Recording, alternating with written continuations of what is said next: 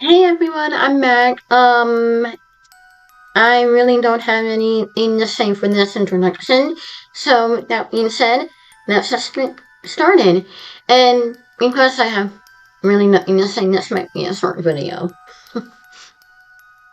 At 166 Celilo Drive, Los Angeles, California, there stands a gorgeous luxury mansion currently owned by Jeff Franklin, the creator of Full House. The Sharon Tate House still stands with a 21,000 square feet space. It features 9 bedrooms, 18 bathrooms, a movie theater, spa, gym, and hair salon. But despite the lavish beauty, the gruesome tales that hide behind this incredible Los Angeles mansion may surprise you. Because that's not all, because that's not the first house to be built on that property, it's not the property's original address either. Long before the house at 166 Celilo Drive was built, another luxury home stood proudly in its place. Built in the 1950s, this mid-century modern estate was home to the profound celebrities, including actress Sharon Tate and film director Roman Polanski, often called Tate Polanski. Tate and the film often called the Tate Polanski House. Amen. The marvelous This marvelous of a house wasn't the site of one of America's most shocking, gruesome murders. The house designed by the architect Robert Ward and built in 1941 was an escape for some Hollywood's biggest stars. Its long winding drive and great entrance discouraged passerbys from checking it out. Set among the streets, the 3,200 square foot Los Angeles house had a cottage-like feel. The property had a 2,000 square foot guest house with a separate garage. Both homes were absolutely stunning. Former Russian actress Candice Bergman said this of the house. There was a cartoon like perfection about it. If you waited to find Bambi drinking from the pool, Thumper dozing into the flowers, to hear the doors whistling home at the end of the day, it was a fairy tale place. The house on the hill, a never land, far from the real world, where nothing could go wrong. Sharon Tate was a famous actor in 1969.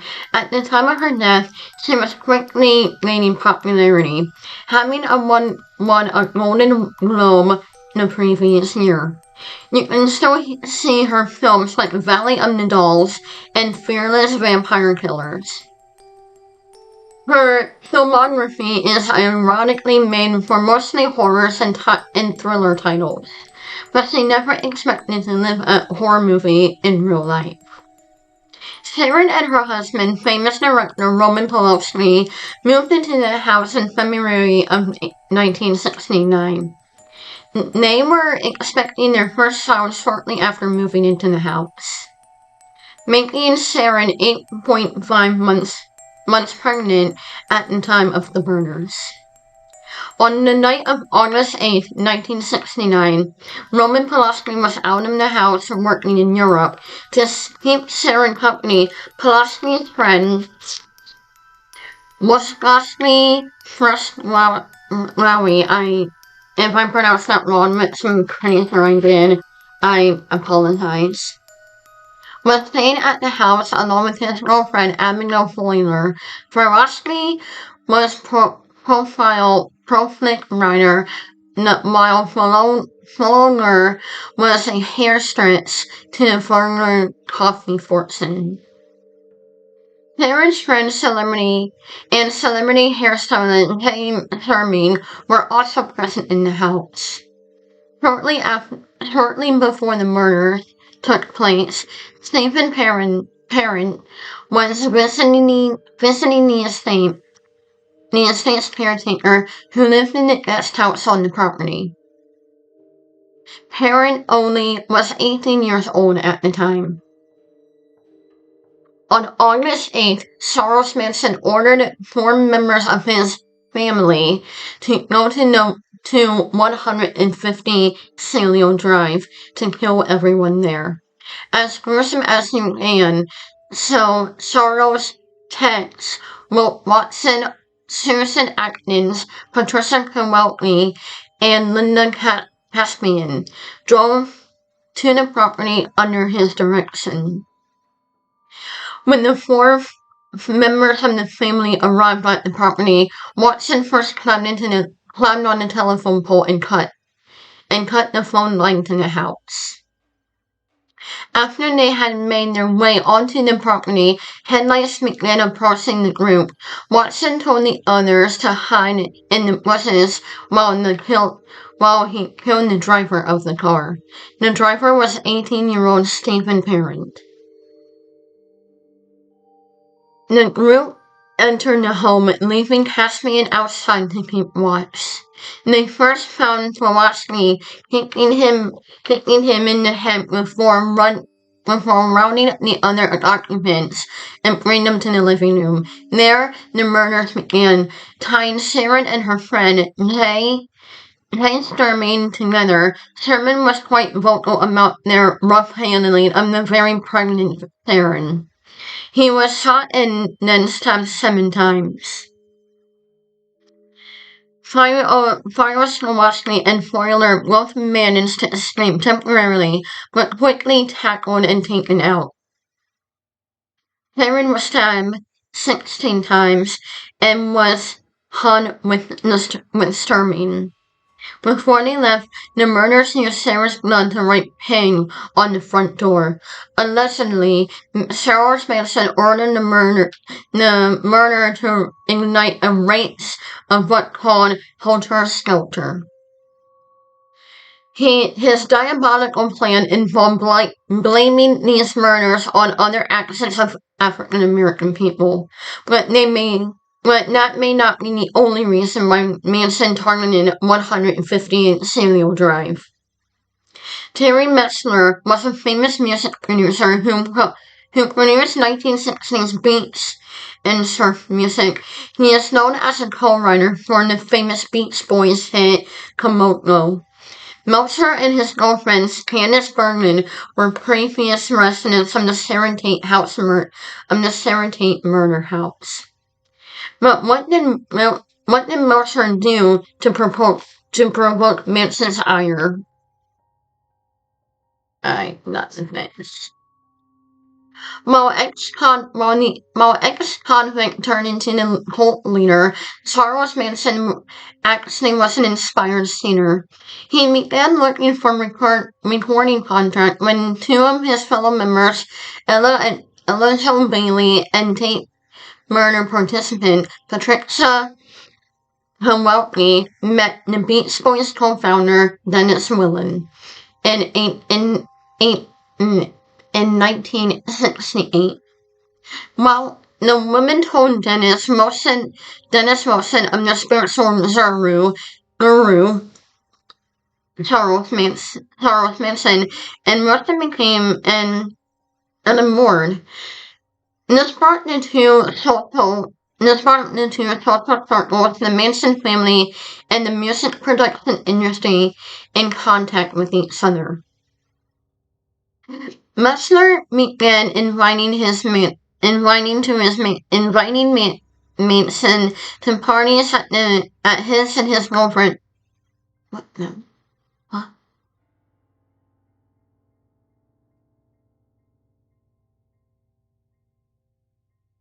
As I'm reading about Charles Manson, I swear I saw something.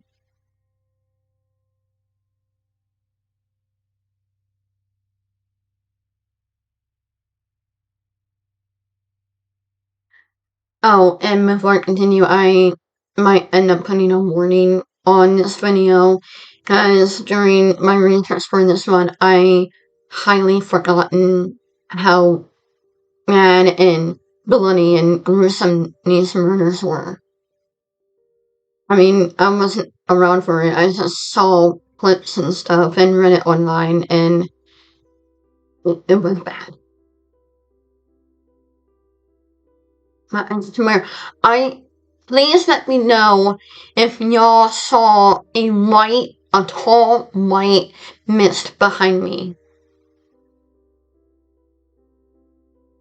Every time I'm either awake or home alone.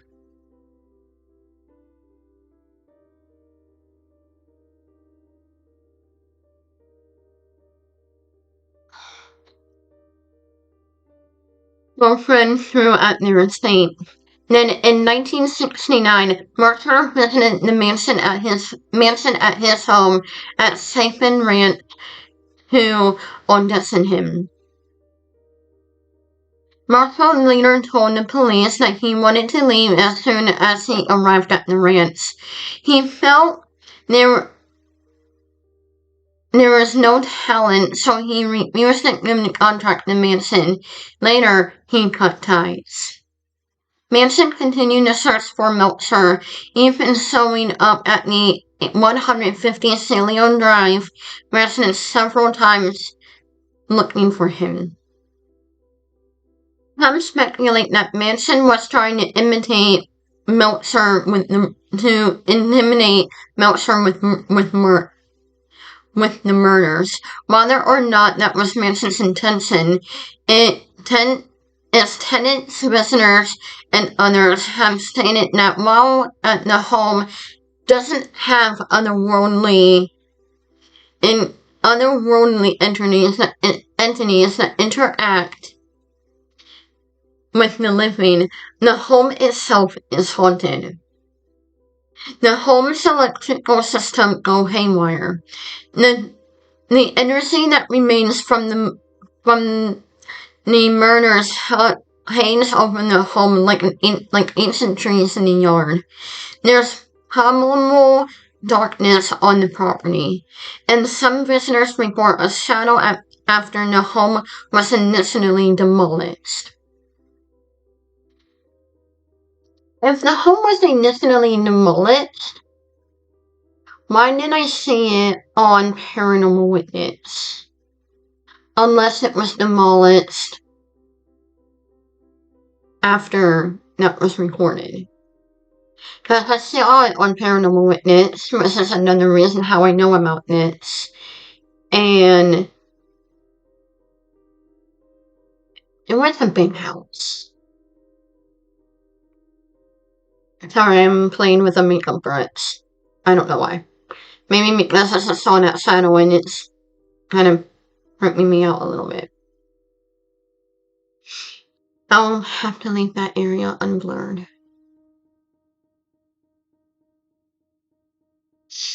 David Oman purchased a plot of land just 150 feet from the infamous home and experienced strange activity ever since then. That's the house that I saw on Paranormal Witness. That makes sense now. Ullman reported seeing apparitions in his home after the home at 150 Celilo Drive was torn down. The Serentate House was also once dubbed Mount Everest, the site of a murder so notorious it required an address change. There was plenty of ghost tales crime waiting in haunted Hollywood. The Cities of Dreams is absolutely stunning until it turns into the world of nightmares.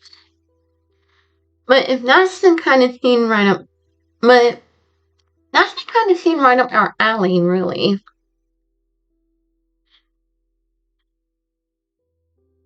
And with everything that has happened at that area, I am not surprised that the areas around it are haunted. The guy said it looked like Serentate, one of the main spirits that he saw. And the other one was her husband. And with Charles Manson passing away in prison in 2017, I wouldn't be surprised if he went back there for revenge. He was evil. If you want a description of anything evil, it would be him. I never want to meet anyone like that.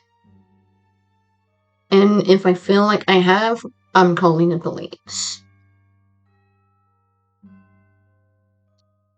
But with all that being said, it was one of the most darkest moments in Hollywood history. And rather sad too. Anyway, thank you guys for watching my channel and videos. Please remember to like, comment, and subscribe. And as always, I am Haunted Girl, and I'll spook you later. The paranormal is my playground. And until next time, pleasant dreams.